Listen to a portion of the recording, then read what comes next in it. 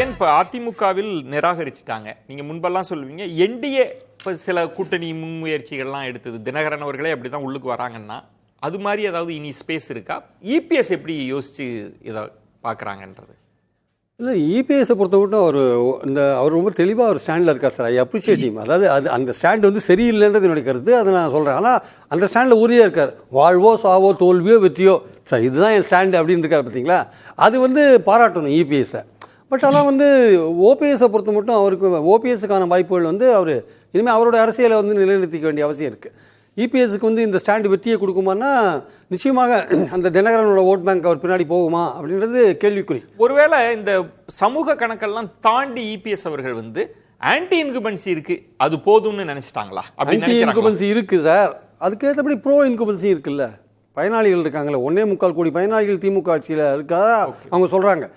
இருக்கு பெண்கள் பாதுகாப்பு, போதை மருந்து, கள்ளச்சாராயம், இந்த மாதிரி விஷயங்கள்லாம் நிறைய ஆட்சிக்கு எதிரான விஷயங்கள் இருக்குது. பட் திமுக மார்க் பண்ணுறது என்னென்னா, நாங்கள் வந்து பயனாளிகள் 1.25 கோடி இருக்காங்க, அவங்கள மார்க் பண்ணி அவங்கள வந்து ஓட்டராக மாற்றுறதுக்கான முயற்சிகளை நாங்கள் எடுக்கிறோம் மைக்ரோவில். அதனால் ப்ரோ இன்கம்பன்சியில் நாங்கள் வின் பண்ணணும்னு அவங்க நினைக்கிறாங்க. அவங்க கூட்டணியும் இன்றைக்கு வரையும் டேக்டாக தான் இருக்குது. காங்கிரஸ் வந்து அப்படி இப்படி போனால் கூட கடைசியில் இவங்க கூட தான் போவாங்கன்ற மாதிரி இருக்குது. அந்த கூட்டணி இப்படியே கண்டினியூ ஆச்சுன்னா ப்ரோ இன்குபன்சி இருக்கும்போது அவங்க ஓரளவுக்கு கன்வின்சிங்காக வந்து ஒரு எட்ஜ் இருக்கிற மாதிரி தான் நான் ஃபீல் பண்ணுறேன் ஆக்சுவலாக. ஓகே சுவாமிநாதன், நீங்கள் எப்படி பார்க்குறீங்க? இப்போ என்டிஏக்குள்ள ஆப்ஷன் இருக்குமா, இல்லை அதையும் நிராகரிக்கிறாங்க அப்படின்னா வேறு என்ன காய் நகர்த்தல் இருக்கும்னு நினைக்கிறீங்க இபிஎஸ் அவர்கள்? சரி, எடப்பாடி பழனிசாமி அவர்களை பொறுத்தவரை இன்னைக்கு பாஜகவினுடைய மாநில தலைவராகவும் அதே முக்குளத்தூர் சமூகத்தை சேர்ந்தவர் தான் இருக்காங்க. அது ஒரு வகையில கிரவுண்ட்ல ஜெல் பண்ணணும்னு அவர் நம்பலாம். இன்னொன்று மிக முக்கியமா, பசுமன் முத்துராமலிங்க தேவரையா அவர்களுக்கு மிக முக்கியமான பாரத ரத்னா விருது வழங்கணும்னு கோரிக்கை விடுத்திருந்தார். எடப்பாடி பழனிசாமி அவர்கள் தான் கோரிக்கை விடுத்திருந்தார். கடைசி நேரத்தில் அதற்கான ஒரு அறிவிப்பு வந்துச்சுன்னு வச்சுங்களேன், அது கூட உங்களுக்கு சென்டிமெண்டா கிரவுண்ட்ல மாத்தலாம்னு அவர் நம்பிக்கை கொடுத்துட்டாங்க சார். இனிமே வருமா தெரியாது, திடீர்னு சொன்னா சொல்லலாம். அவார்டெல்லாம் கொடுத்துட்டாங்க, பத்மா அவார்ட்ஸ் கொடுத்துட்டாங்களே. என்ன இல்ல சார், அதை தாண்டி தேர்தல் நெருக்கத்துல பாஜக எப்பொழுதுமே தேர்தல் நெருக்கத்துல தான் சில விஷயங்களை ரகசியமா வைத்து செய்வாங்க. அது போன்று பாஜகவுக்கான தேர்தல் அசைன்மெண்டா கூட அது இருக்கலாம். அது நமக்கு போதான் தெரியும். எடப்பாடி பழனிசாமி அவர்கள் ஏன் இவ்வளவு கான்பிடண்டா இருக்காரு அப்படிங்கறது நமக்கு நீங்க சொல்றது ரொம்ப முக்கியமானது. ஒரு அறிவிப்பின் மூலம் பீகார்ல எப்படி தாக்கூருக்கு நாங்க சொன்னோமோ கற்பூரி தாக்கூர்ன்ற மாதிரி ஒரு அனௌன்ஸ்மெண்ட்டை வச்சு இதை பேலன்ஸ் பண்ணிடுவாங்கன்றீங்க. பண்ணிடலாம் என்பதாக கூட யூகம் இருக்கலாம். ஏன்னா அவர் அந்த கோரிக்கை மனு கொடுத்திருக்காருல்ல சார். இப்ப இந்த 125 நாட்களாக மாற்றினா அதுல இருக்கிற ஒரு பெரிய சிக்கல் வந்து கவுண்டர் கன்சால்டேஷன். அது ஒரு பெரிய சிக்கலாயிரும்ல, அதுவும் கவனமா கவனிக்க வேண்டியதுல. ஏன்னா கடந்த முறை இபிஎஸ் அவர்கள் அதை தவிர்த்துக்கிட்டே இருந்தாங்க.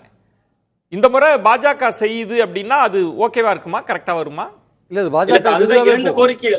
இரண்டு கோரிக்கைகள் வைத்திருந்தார் சார். ஒன்று மதுரை விமான நிலையத்துக்கு வைத்திருந்தார். அதுக்கு எதிர்ப்பு வந்தோன்னா அந்த குரலை விட்டு விட்டார். அந்த குரலை முற்றிலும் அவர் நம்ம அப்படி ஒரு குரல் வைத்தோம் அப்படிங்கிறதே அவர் எடப்பாடி பழனிசாமி அவர்கள் அதுல இருந்து நீங்க சொல்ற முக்கியமான பாயிண்ட்ன்றது பாஜகவின் அதிரடி அறிவிப்புகள் மூலம் ஓபிஎஸ் இதை சரி கட்ட முடியும்னு ஒரு கணக்கு இருக்கலாம், அது அதிமுக தரப்புல அப்படி ஒரு நம்பிக்கை கூட இருக்கலாம். அதனால அவர் வந்து கொஞ்சம் இதாக செயல்படலாம். இன்னொரு விஷயம், நீங்க சொன்னது நயினார் நாகேந்திரன் மேக்கப் பண்ணிக்கலாம் சொல்றீங்களா, அதுல ஒரு வித்தியாசம் இருக்கு. என்னன்னா, சசிகலாவோ தினகரனோ அல்லது ஓபிஎஸ்ஓ எடப்பாடியினால பாதிக்கப்பட்டவர்கள். அந்த அடிப்படையில் தான் அந்த கம்யூனிட்டியோட பேக்கிங் அவங்களுக்கு இருக்கு. நயினார் நாகேந்திரனுக்கு போக மாட்டாங்க, ஏன்னா அவங்க பேர்ல பரிதாபம் இருக்கு. ஆக்சுவலா சுருக்கமா ஆமா சார். சார் நிச்சயமா சார், இன்னைக்கு டிடிவி தினகரன் அவர்களோ ஓ பன்னீர்செல்வம் அவர்களோ சசிகலா அவர்களோ எடப்பாடி பழனிசாமி அவர்களால் பாதிக்கப்பட்டவர்கள் அப்படிங்கக்கூடிய புள்ளியில இணைந்தவர்கள் தான் அது. ஆனா அப்படி இணைந்தவர்கள் பல பேர் தான் இன்னைக்கு டயர்டாகி மீண்டுமே இணைஞ்சிட்டாங்களே. இன்னைக்கு கூட ஓ பன்னீர்செல்வம் அவர்கள் செய்தியாளர் சந்திப்பு நடத்திட்டு இருந்திருக்காரு. திருப்பூர் புறநகர் மாவட்ட செயலாளர் ஓபிஎஸ் அணியை சேர்ந்தவர் எடப்பாடி பழனிசாமி அவர்கள் முன்னாடி கட்சியில் இணைந்திருக்கிறார் இன்னைக்கு கூட. அவர்கள் ஓகே நீங்க சொல்றது வந்து அது வீக்கெண்ட் ஆயிருச்சு.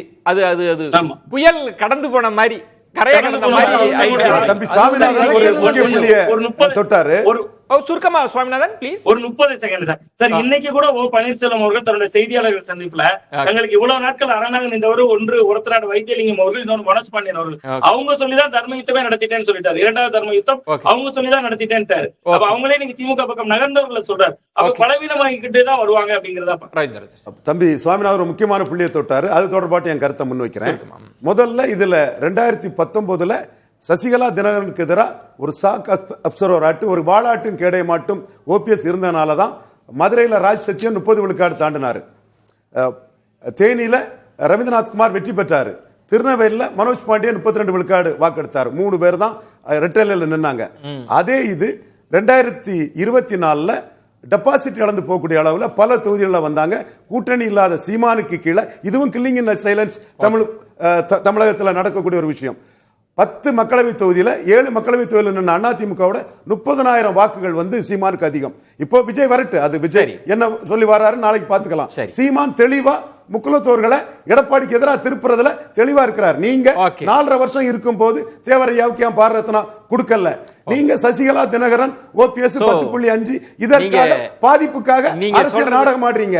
நீங்க சொல்ற இந்த பேசப்படாத சீமான் பக்கத்தை சேர்த்து இதையும் தாண்டி பாரதியாருக்கு ஏன் பாரத ரத்னா இல்ல, வஉசிக்கு ஏன் பாரத ரத்னா இல்லன்னு அடிச்சு ஆணித்தரமா போர்டா கேக்குறாரு.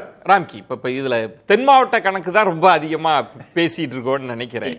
எப்படி பாக்குறீங்க? முடிவெடுக்கக்கூடிய இடத்துல OPS அவர்கள் இல்ல. அது தர்மயுத்தம் சீசன் 1 குருமூர்த்தியால் வடிவமைக்கப்பட்டது. அதை அவரே வெளிப்படையாக சொன்னார். இவர் மறுக்கவும் இல்லை. தர்மயுத்தம் சீசன் 2 வந்து வைத்திலிங்கமும் மனோஜ் பாண்டியனும், மேபி மனோஜ் பாண்டியனும் சொல்லியிருக்கலாம். சட்ட ரீதியாக நீங்கள் நீதிமன்றம் போய் போராட்டம் நடத்தலாம், சட்ட போராட்டத்திற்கு அவரே வந்து உதவி செய்து அவருடைய துண்டுதெல்லாம் செய்திருக்கலாம். அதுமாதிரி வைத்திலிங்கம் வந்து உங்களுக்கு தென் மாவட்டம் மட்டும் இல்லைங்க, டெல்டாலே உங்களுக்கு ஆதரவு இருக்குங்கன்னு கூட சொல்லி அதை வந்து தொடர்ந்து எடப்பாடி எதிர்ப்பில் OPS உறுதியா இருக்கிறதுக்கு காரணமா கூட வந்திருக்கலாம். நீங்க இந்த அதிமுக அலுவலகம் தாக்கப்பட்ட, அதாவது ராம்கி உங்களுக்கு தெரியாது இல்ல, இந்த தர்ம யுத்தங்கள்லாம் செல்வாக்கு யாருக்கு என்பதனால் தீர்மானிக்கப்படுவதில்லை. கட்சிக்குள் அதிகாரம் யார்கிட்ட இருக்கு, அவரை யாரு சுவைக்கிறாங்கன்றதுனால நடக்கிறது. அதுக்கான நோக்கம் என்ன நமக்கு தெரியாது. ஆனா அதை நம்ம காயின் பண்ணது, அதை முன்னெடுத்து செல்றதே OPS நம்ம நினைச்சிட்டு இருந்தோம். ஆனா அது இல்லைங்கிறது இன்னைக்கே அவர் ஒரு ஒப்புதல் வாக்குமூலமா கொடுத்திருக்காரு. நான் இல்லைங்க அவங்கள்ட்ட போய் கேளுங்க. ஆனா சீசன் 1ல வந்து அவங்க வைத்திலிங்கமும் மனோஜ் பாண்டியன் இல்ல, அது உண்மைதான். அவங்க சசிகலா தரப்புல இருந்தாங்க. சீசன் 2ல தான், அதுவும் எடப்பாடி எதிர்ப்பிற்காகத்தான் மனோஜ் பாண்டியனும் வைத்திலிங்கமும் OPS பக்கம் வந்திருக்காரு. சோ இன்னைக்கு என்னன்னா, நீங்க கேட்ட கேள்விக்கு வந்துடுறேன். இன்னைக்கு அவர் முடிவு எடுக்கல, அவருக்காக வேற ஏதாவது முடிவு எடுப்பாங்க, அதை செயல்படுத்துவார். சோ அந்த நீங்க சொல்றது பாயிண்ட் வந்து அவர் அமைதியா இருப்பார், வேற யாராவது செய்வாங்க. அது நிச்சயமா அது அதிமுக பாஜக இருக்க போதில்லைங்கிறது நீ கிளியரா இருக்குது. திமுகவா தாவேகாவா ஏதாவது சொன்னா அது செய்வார்னு நினைக்கிறேன். அது வந்து யாரு அதை முடிவு எடுக்க போறாங்கன்றது ஒரு கேள்வி இருக்கு.